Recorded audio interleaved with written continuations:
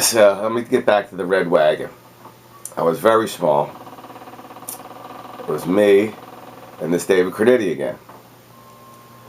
And we were at Edmonds in the, it was a public school where we played basketball and hockey and everything during the day. Everything was fine. Most of the black kids would go home after school and we wouldn't have to see them. We wouldn't see each other until it was gang fight time. No one ever ran into much to each other. The black and whites didn't run into each other back then, unless you were fighting, chasing them, or running. We ran a lot. I still run a lot in my dreams. I was always running. I was a little kid. Everybody was big. And this David Cornetti sat there and watched my brother Frank get attacked.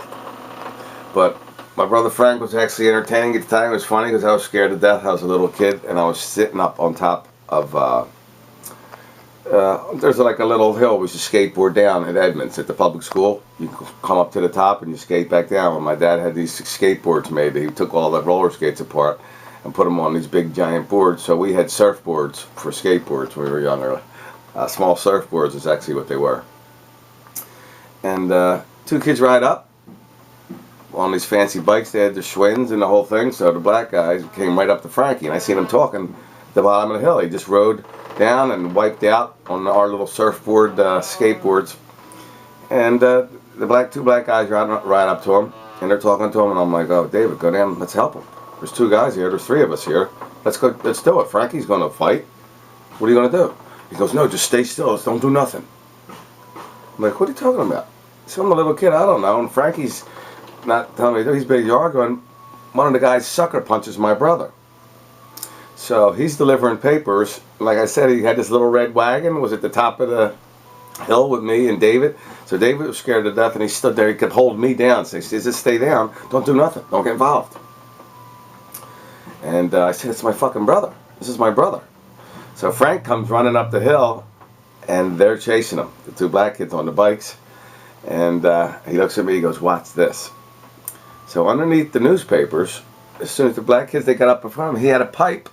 And he pulled the pipe out, and the black kids turn around, they see it, and they take off. Frankie chased them away, so I'm like, all right, good, there goes my brother, man. He stood up and scared the two guys away. And this pussy David's not helping.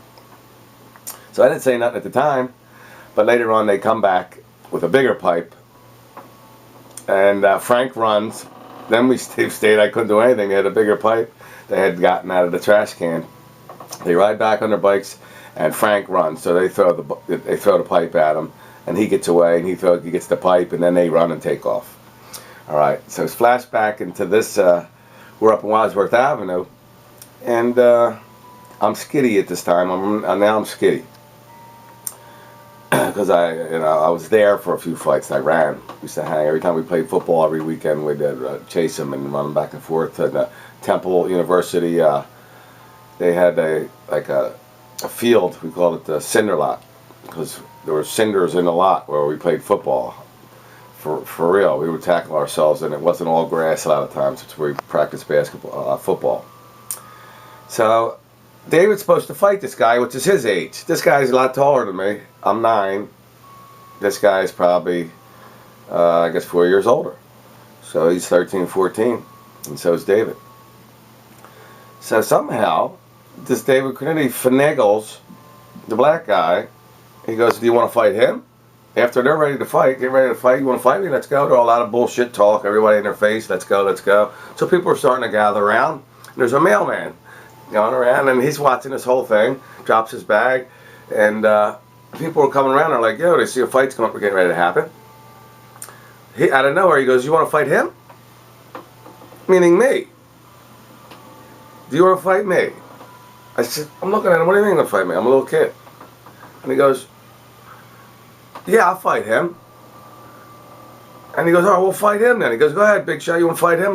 He puts the fight on me. The same guy that starts all the trouble, David Cornetti, who also had a brand new Schwinn when nobody had it. He had all the cool stuff. His dad took care of him. He had a couple older brothers too, so he was in my position, but he was older than me. A good-looking guy, he had the girls, the whole thing. Here, he's a troublemaker, just starting fights, and he's got me to fight the black guy, who's his age. So now I'm scared to death. this is my first racial brawl one-on-one. I mean, I had fights growing up the whole time. My brothers beat the shit out of me. Everyone beat us up. So this is it. I got to fight this kid because he put it on me. And they're arguing back and forth, So I said, let's just get it on. Let's get this over with. So by this time, there's people gathering around, and I'm scared to death. I'm fighting with this kid. And we started fighting, and I'm scared. Luckily, this guy falls down. So I'm punching him. It looks like I knocked him down. Everybody's screaming, Skitty, Skitty. Get him, Kitty, Kitty. I'll never forget the mailman threw his bag down and going, Kitty, get him, Kitty, get him, Kitty, whatever the hell. He didn't know my name. And a couple of guys came out. This Mike Dunn across the street was cutting meat up and working in the supermarket. Comes across and sees it. So I have backing now. I got all people in case I'm getting beat up. But luckily the guy had fell down. And then I got dirty. I kneed him in the face. I'm kneeing him in the face and punching him. His head had hit a pole. So I even felt bad. I felt terrible after this because the guy got up and goes, yo, man, what are you, an asshole? Like, you know, enough's enough. You know what I mean? Get off. He had the afro with the pick in it and the whole thing. But I mean, he was a troublemaker. He started the fight. So I did well. So that's where I earned my my bones. I got my first racial fight, 1969. And it wasn't even my fight. It was someone else's fight who handed it off to me. So then that's when I went off. After 9 years old, I was the shit. I thought I was growing up. I had a few girlfriends, Twyla Wawasik, Terry Patterson, Indians. Life started at 9. Jimi Hendrix played in 69. We used to go down North Wildwood. We had a house down North Wildwood. Yes, I had sex with a few girls. The girl down the street, Terry Gervain, was 13, 14, her girlfriends. And they used me. I was 9 years old. So that was the beginning. I never really wanted to fight, but I had to. My whole life after that. Every once in a while something would come up and you have to fight to prove yourself. To get any type of respect. It's the way it was. I'll come back. Hold on.